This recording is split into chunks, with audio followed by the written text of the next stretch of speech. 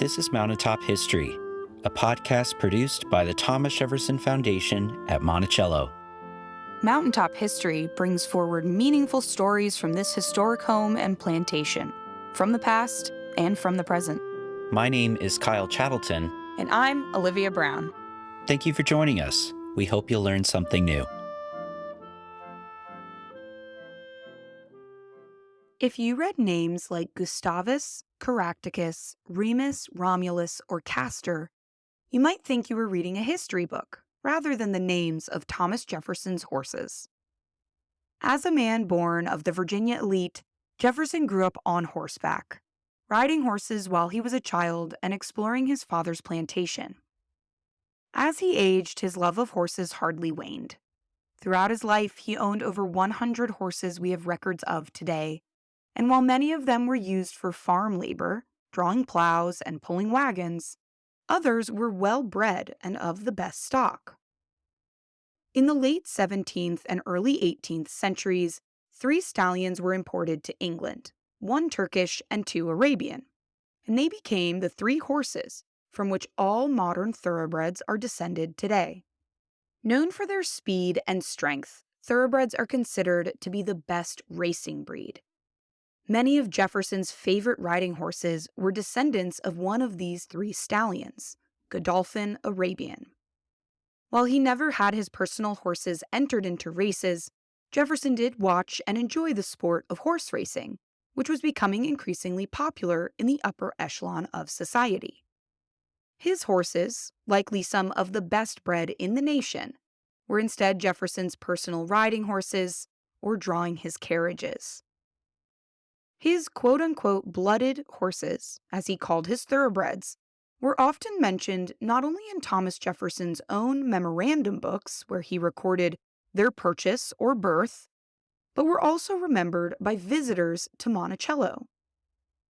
One of the most mentioned was Caractacus, a horse Jefferson owned from when he was sired in 1775 until Caractacus died around 1790. Jefferson was keenly interested in the genealogy of his horses, and in the front cover of one of his farm books, he drew a family tree for Caractacus, tracing back his lineage to young Fearnought, a famed colonial stallion and descendant of Godolphin Arabian. Caractacus, named for a first-century British chieftain who led an armed resistance against the Roman Empire, was among many horses in Jefferson's records whose names stemmed from Jefferson's love of history as well as the classical and ancient world. His horses didn't always represent historical figures, though.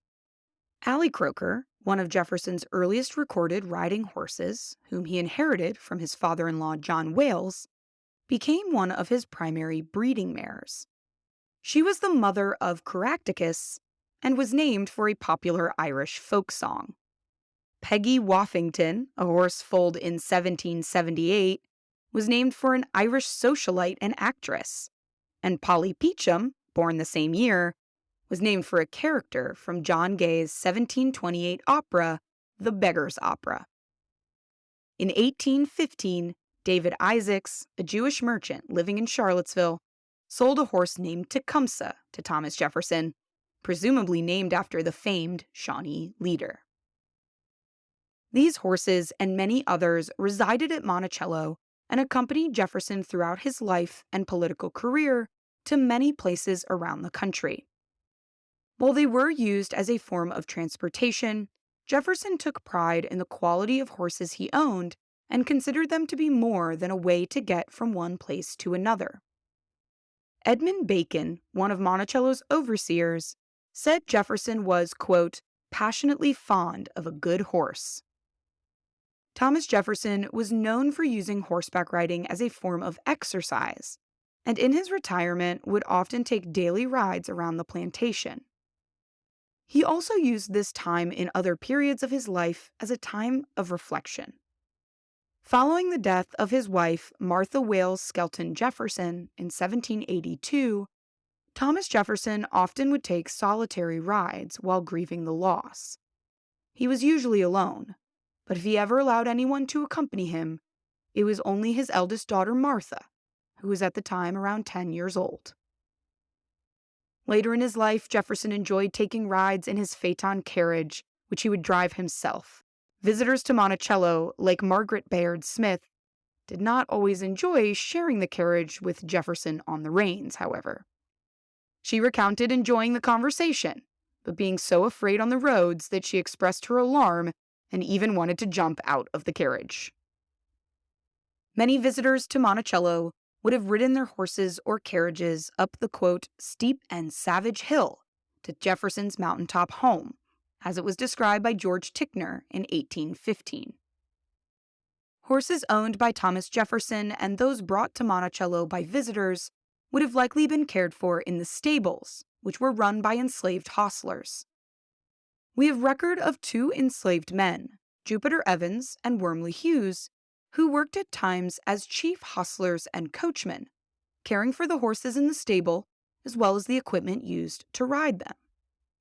While there were likely others serving in the role of hostler or younger enslaved men who were grooming and feeding horses, Evans and Hughes seem to have been leaders in this role, and it was one they took pride in themselves. One story, relayed to a biographer by Jefferson's grandchildren, captures a rare instance when they saw their grandfather angered. Jefferson had sent a young enslaved man to the stables to take one of the carriage horses to the post office in town, and twice the young man was refused the ability to take the horse by Jupiter Evans.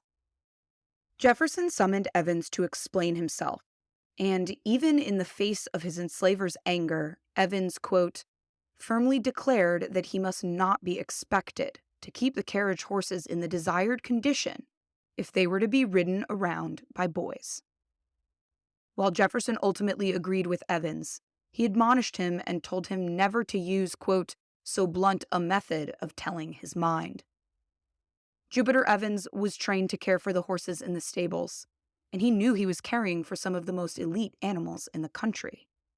In this moment, he chose to stand his ground against his enslaver and resist the wants and demands of Thomas Jefferson. Ultimately, the horses owned by Thomas Jefferson were not just working animals being used to transport people from place to place. Jefferson sought out horses with some of the best pedigree, and while he wrote about them himself, many others visiting Monticello did as well, cementing their place in the way many remembered the former president's home. In his retirement years, as he was living the life he envisioned for himself, surrounded by his farm, his family, and his books, Thomas Jefferson's view would have often been from the back of his horse Eagle, who lived to see the end of Jefferson's life.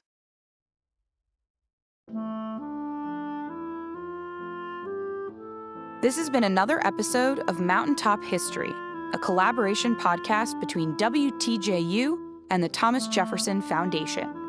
Join us for new episodes every 2 weeks on Apple and Google Podcasts, Stitcher, and the Virginia Audio Collective.